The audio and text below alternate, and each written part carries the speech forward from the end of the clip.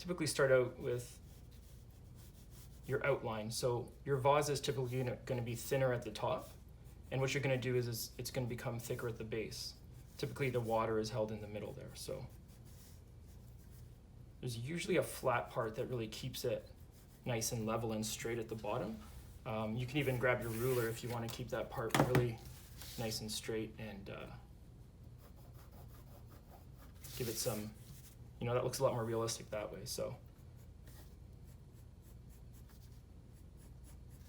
just make sure you connect your curves. Always make sure your curves are nice and smooth and connected. That kind of is how you draw the best possible vase that you can.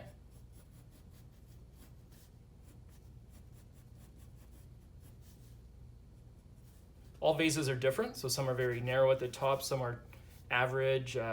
Some of the bases are also very wide or very narrow as well. Probably never come across the exact same vase. Everyone's just a little bit different. So this is basically your starting point. So you typically want to start with your shape over here. This might be need a little bit of adjustment, but that's fine. Okay, so you can see how you can clean it up there as well. And I might even make an adjustment over here.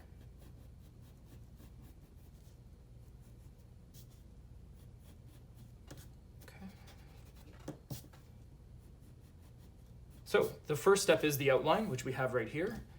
And I'm just going to make one more adjustment over here. And that's more to my liking over there. So once you have your outline, you typically know that your vase or your vase or whatever you want to call it is in 3D in shape. If you have a light source coming from over here, you might typically want to draw your shading points on the other side. So what you do is you just start along this line over here and typically just draw some lines that produce some shading effects. You typically want to go thicker, obviously, towards the line, the outer edge.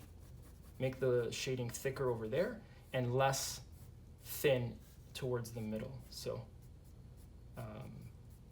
you can kind of see how that comes together as well. Okay.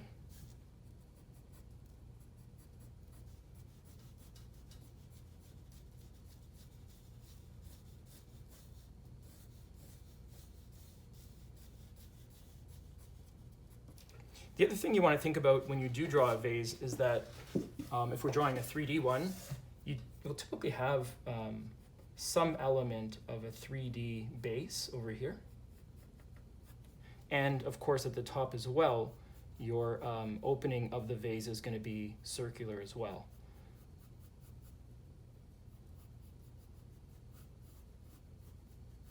In real life, would be circular.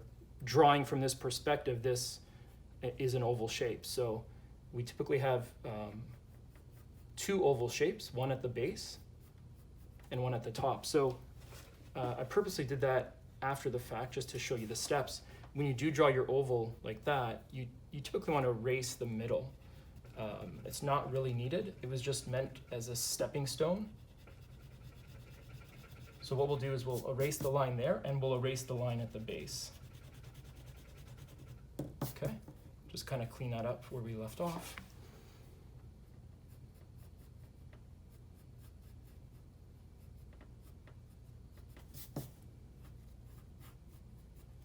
And up here, we'll just kind of put that back together as well. Okay. So you have your shape, you have your top and your bottom. What I always like to do is just kind of finish up some of the shading here. I'm using the 7B right now, which gives some really nice shading.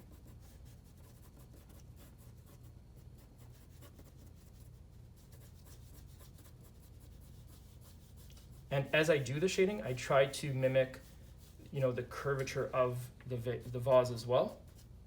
So try to create some sense of curvature there. All you have to do is just kind of smudge around some of your shading, up and down, side to side, just kind of smudge it with the vase. So that's just a general and rough way to do that. You're welcome to work on that as much or as little as you need to. The other thing that you can do as you shade the vase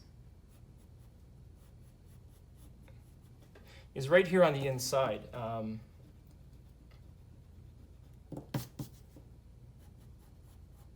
What you can do is you can actually make this part right here really dark. Okay? If you make this part really dark, it'll further emphasize the 3D and the opening.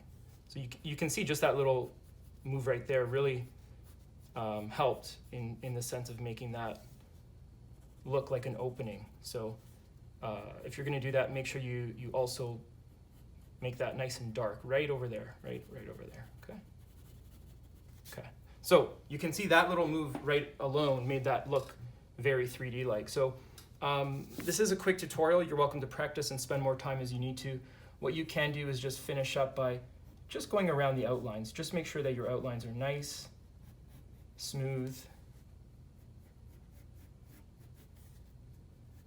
And I purposely left this interior curve because you know, when we look at a vase or vase from through inside, you typically do see the base in a circular pattern. So I purposely left that there. So what I'll do is I'll just finish this up over here, finish some of these lines and curves over here, and I'll just use the eraser to just clean up some of the lines.